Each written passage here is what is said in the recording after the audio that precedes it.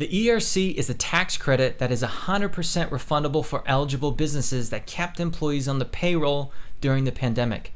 As a result of the amended and revised infrastructure bill, the ERC has been updated and many rules have changed over time. It's important to understand that the ERC is not considered a tax or a loan like the PPP.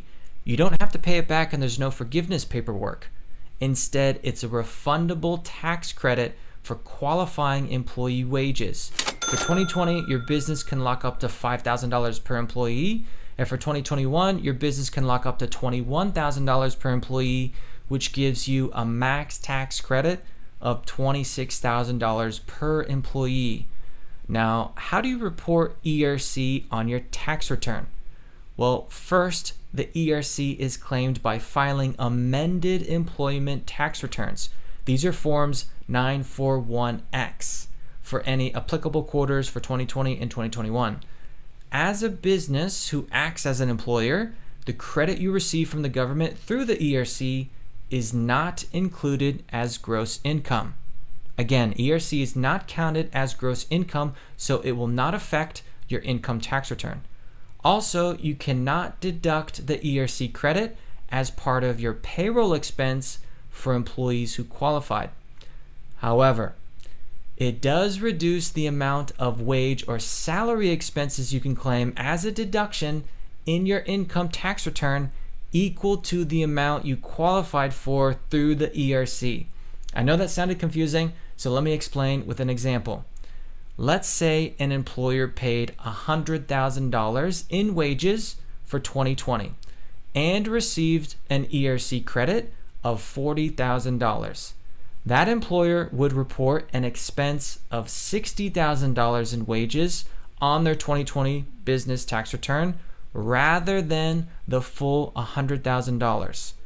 This can potentially increase your taxable income because you're reducing a deduction, which will effectively increase your tax liability. You can read more about this on the IRS website, which I'll link in the description.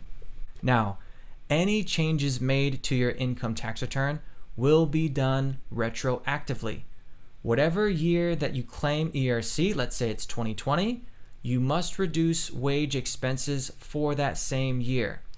And since the ERC is a payroll tax credit, it's not an income tax credit, you can still receive an ERC credit even if you paid no income tax in the year you qualified.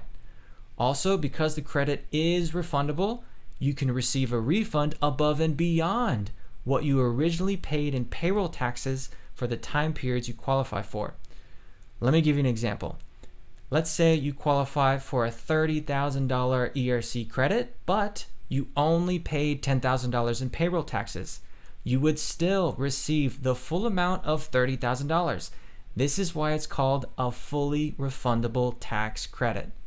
Bottom line, the ERC is a valuable tax credit you may claim for keeping your employees on payroll during the COVID-19 pandemic. While this ERC credit is not included in gross income, it is subject to expense disallowance rules. Therefore, your wage deduction as an employer must be reduced by your ERC credit amount, which could result in taxable income. It's best to have a firm that specializes in ERC handle this complex filing with supporting analysis for your ERC. This will give you a more accurate refund amount. You can click the link in the description if you are looking to apply for your ERC.